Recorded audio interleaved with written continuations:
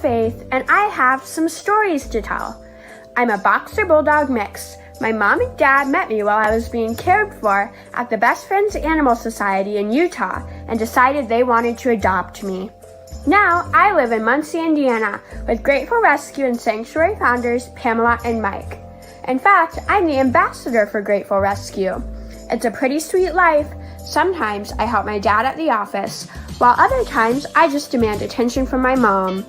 Tonight, we want you to gather around and listen to fun, interesting stories. We call it Faith's Book Nook. Each week, we pick a local celebrity or special person in the community to read a children's book that has an animal theme. We live stream it here each week. To be honest, I'm not sure what a live stream means. Anyways, make sure you're in your comfy chair because we're about to listen to a great story together at Faith's Book Nook.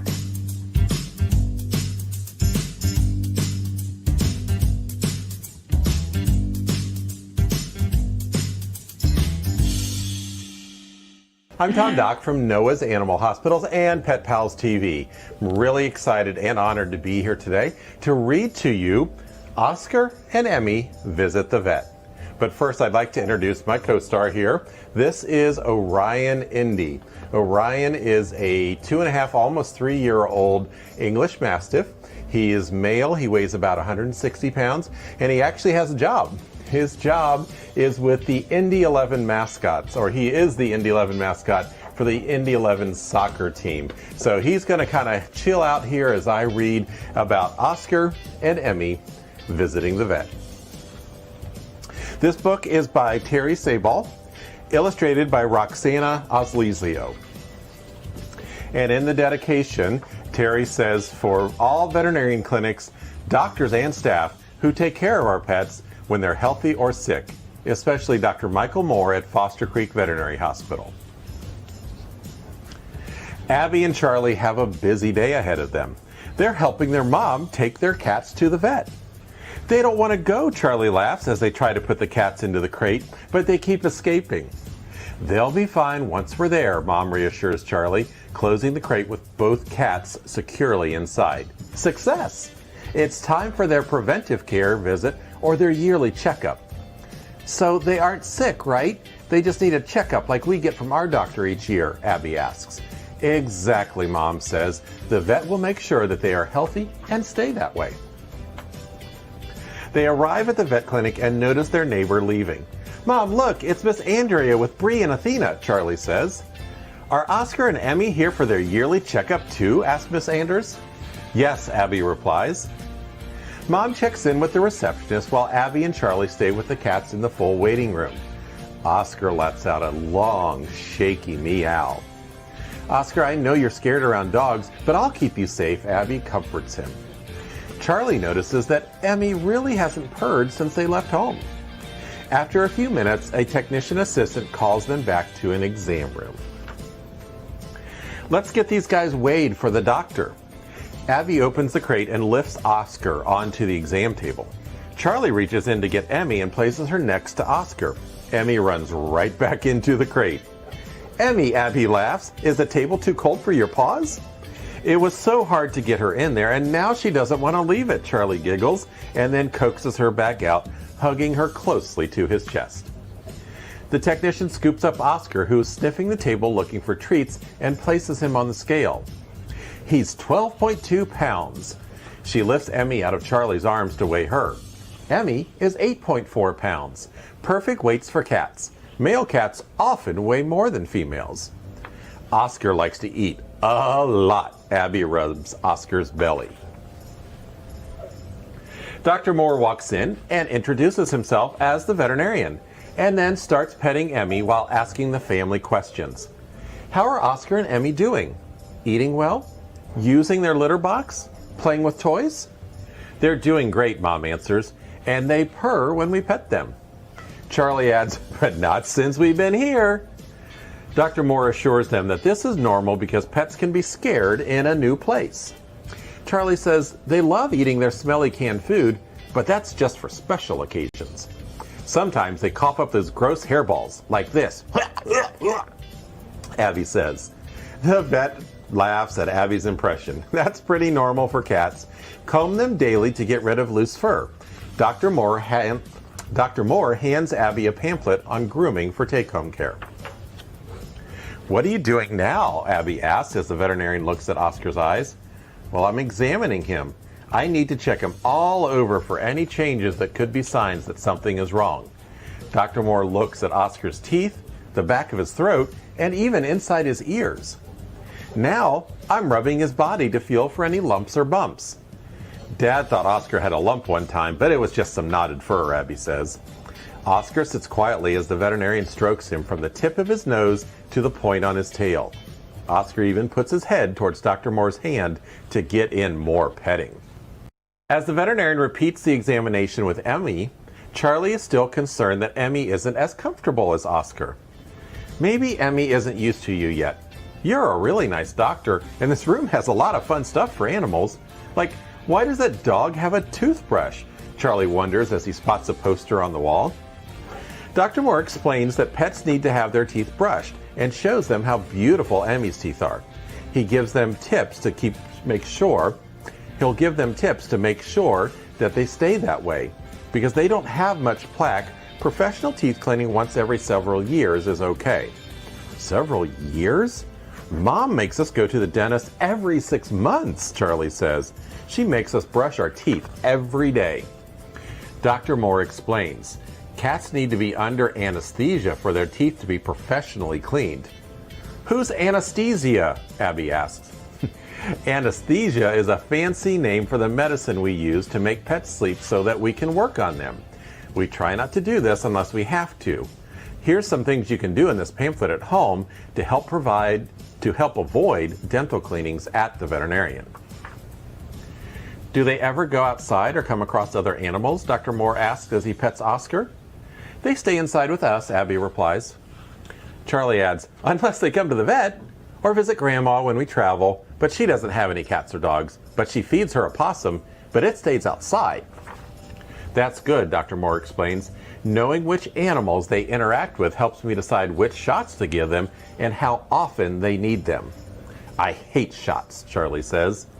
Shots aren't much fun, but I make sure it's over quickly, Dr. Moore explains, and he tells them about vaccinations and why they're important. I give pets shots in the same place because that way I'll know if there's any swelling or lumps nearby, and I'll know it's from the shot. Dr. Moore tells them about optional nail trimming. Yes, please, Mom says. I'm always afraid I'll cut the nails way too short. Well, you can bring them back anytime for a trim, Dr. Moore says. Dr. Moore then explains the worm test and that neither cat has any intestinal parasites. Oscar and Emmy are very healthy. I'll see you next year, unless any concerns come up. Charlie takes Emmy from Dr. Moore and he exclaims, she's purring. I think she likes you after all.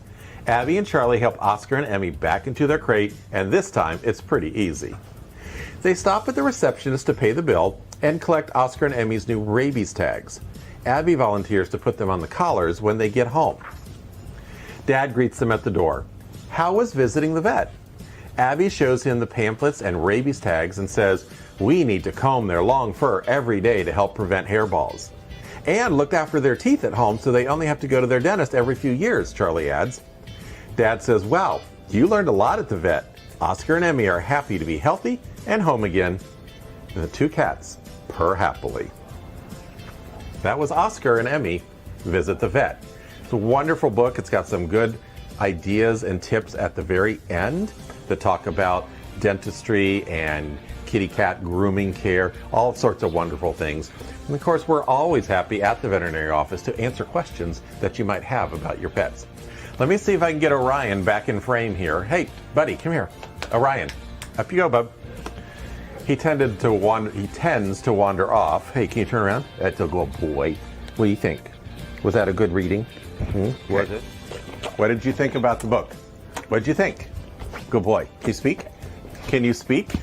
Speak. Big boy, speak. Orion. No. Big boy, speak. Hey, speak. Big boy. Big boy. Good boy.